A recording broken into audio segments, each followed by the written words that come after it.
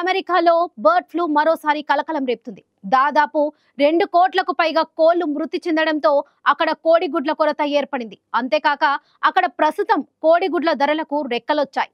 ఇక పలు స్టోర్లలో no eggs boards దర్శనమిస్తుండగా మరికొన్ని స్టోర్లలో లిమిటెడ్ స్టాక్ బోర్డులు పెట్టి ఒక్కొక్కరికి ఒక్కో డజన్ గుడ్డును మాత్రమే విక్రయిస్తున్నారు.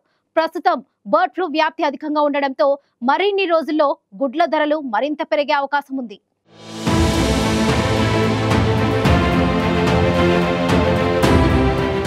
అమెరికాను బర్డ్ ఫ్లూ వణికిస్తోంది. దీని కారణంగా పౌల్ట్రీ రంగంపై తీవ్ర ప్రభావం పడింది. ప్రస్తుతం అమెరికాలో కోడిగుడ్ల ధరలు విపరీతంగా పెరుగుతున్నాయి.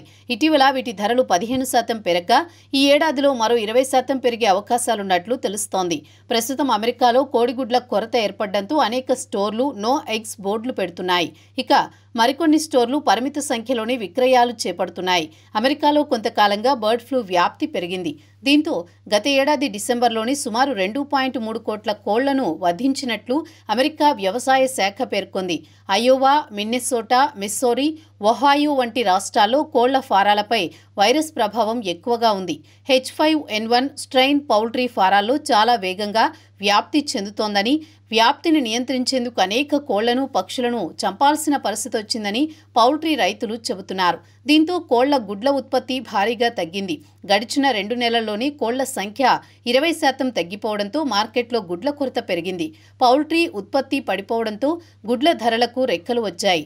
అమెరికాలో గత ఏడాది డజన్ గుడ్ల ధర సగటున $1.72 ఉండగా ఇప్పుడు అది $5లకు చేరుకుంది. ఇక మరికొన్ని ప్రాంతాల్లో $7 వరకు విక్రయిస్తున్నారు. ఓవైపు ద్రవ్యోల్బణంతో ధరలు పెరుగుదల, మరోవైపు సరఫరా కొరత కారణంగా ప్రజలు గుడ్లు కొనేందుకు ముందుకు రావడం లేదు.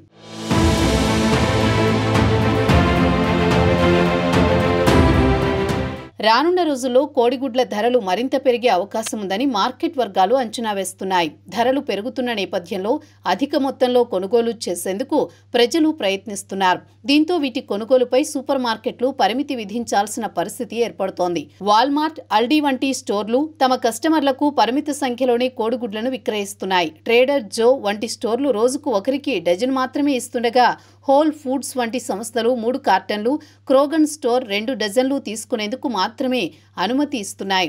ఈ పరిస్థితి హోటల్స్పై పడినట్లు తెలుస్తోంది. వాఫిల్ హౌస్ వంటి రెస్టారెంట్లు గుడ్లపై 50% అదనపు రుసుం వసూలు చేస్తున్నాయి. ఈ సంక్షోభాన్ని ఎదుర్కొనేందుకు పౌల్ట్రీ రంగ నిపుణులు పలు సిఫార్సులు చేస్తున్నారు. విదేశాల నుంచి గుడ్ల దిగుమతి పెంచడం, కోళ్ల వ్యాక్సినేషన్ ప్రోగ్రాంను అమలు చేయడం వంటి చర్యలు అవసరమని సూచిస్తున్నారు. ఇక ప్రభుత్వం ఈ సమస్యపై త్వరగా స్పందిస్తేనే గుడ్ల ధరలు అదుపులోకి వస్తాయని నిపుణులు చెబుతున్నారు. H5N1 వైరస్ వల్ల సోకే ఈ బర్డ్ ఫ్లూ ప్రధానంగా పక్షులకు సోకుతుంది. కానీ ఇటీవల కాలంలో జంతువులతో పాటు మనుషులకు కూడా సోకే అవకాశం ఉందని వైద్యులు హెచ్చరిస్తున్నారు. ప్రస్తుతం ఈ బర్డ్ ఫ్లూ ఎక్కువగా వ్యాప్తి చెందుతుండటంతో పలు కోళ్లను బలవంతంగా చంపేస్తున్నారు.